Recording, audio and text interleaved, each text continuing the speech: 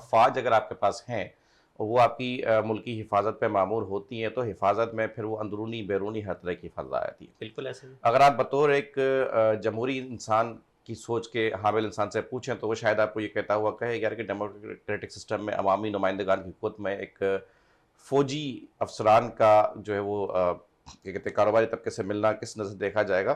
تو اس کا جواب جو ہے نا وہ میرا خیال ہے کہ سب سے مثبت جو میں دے سکتا ہوں وہ یہ کہ ہمارا جو پولیٹیکل ڈومین ہے وہ ٹرسٹ کھو چکا ہے. بالکل ایسے ہی. اس وقت being a business community member as well, کیونکہ میں خود بھی کاروباری طبقے سے تعلق رکھتا ہوں اور سماجی میں ظاہر ہے آپ کی باتیں جب ماشاء اللہ آپ نے اچھی خاصی گفتگو کی تو میں یہ سوچ رہا تھا کہ آپ جتنی باتیں کر رہے ہیں وہ ساری بکس میں ہیں، ساری انڈیکس پہ ہیں، ساری سی پی آئیز پہ ہے. عام آدمی تک اس کا کتنا اثر آتا ہے؟ میں رات کچھ لوگوں سے اس کی رائے شماری بھی کرتا ہوں. میں نے تم بتاؤ کوئی قیمتیں کم ہوئی ہیں، مہنگائی تمہیں کم نظر آ رہی ہے؟ کچھ اس طرح سے میں ڈسکس کر رہا تھا کہ مجھے کل جانا ہے اور آپ سے یہ ڈسکس کرنا ہے سارا. دیکھیں اس وقت جو کاروباری طبقہ ہے، سب سے پہلے تو دیکھیں کاروباری طبقہ آج کیا فیل کر رہا ہے، اس سے پہلے یہ جاننا ضروری ہے کاروباری طبقہ چاہتا کیا ہے.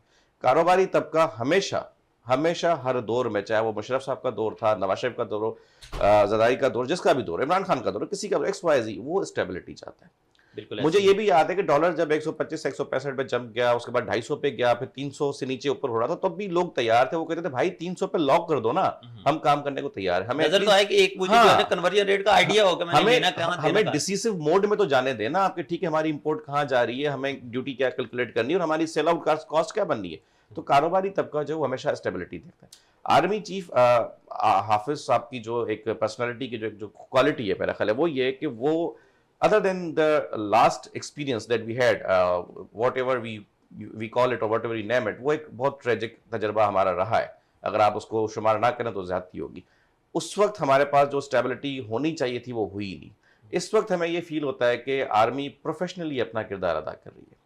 چیف صاحب جو ہیں وہ بارہا آتے ہیں، بزنس کمیونٹی سے ملتے ہیں، ان کے کنسرنز کو ایڈریس کرتے ہیں، ان سے بات کرتے ہیں، ان کے تحفظات کو دور کرتے ہیں. کیونکہ دیکھیں کاروباری طبقہ آپ کے پاس انویسٹمنٹ لاتا ہے. بالکل ایسے ہی. خود بھی انویسٹ کرتا ہے، اپنے ایکسپیرینس کو بھی، اپنی ایکسپرٹیز کو بھی، اپنی انڈسٹری کو بھی انگیج کرتا ہے، اور پھر اپنے تعلقات کی بنیاد پہ دنیا سے ٹریڈ ان کر کے آپ کے لیے کاروبار کے دروازے کھولتا ہے.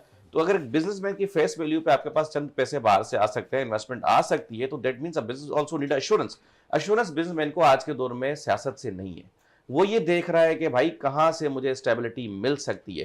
تو اسٹیبلٹی کے لیے پاکستان میں یہ بہت ضروری ہے، چاہے کسی ملک میں، کہ ادارے اور اسٹیبلشمنٹ اور آپ کی حکومت یہ دونوں ایک پیج پہ ہوں. تو حافظ صاحب پوری طرح سے کوشش کر رہے ہیں کہ حکومت اور اسٹیبلشمنٹ جو ہے وہ ایک پیج پہ ہو، اور کاروباری طبقہ جو ہے ان سے مسلسل انگیج ہے، وہ پازیٹیولی انگیج ہے، اپنی ایفرٹس کو بڑھا رہا ہے. اور وہ یہ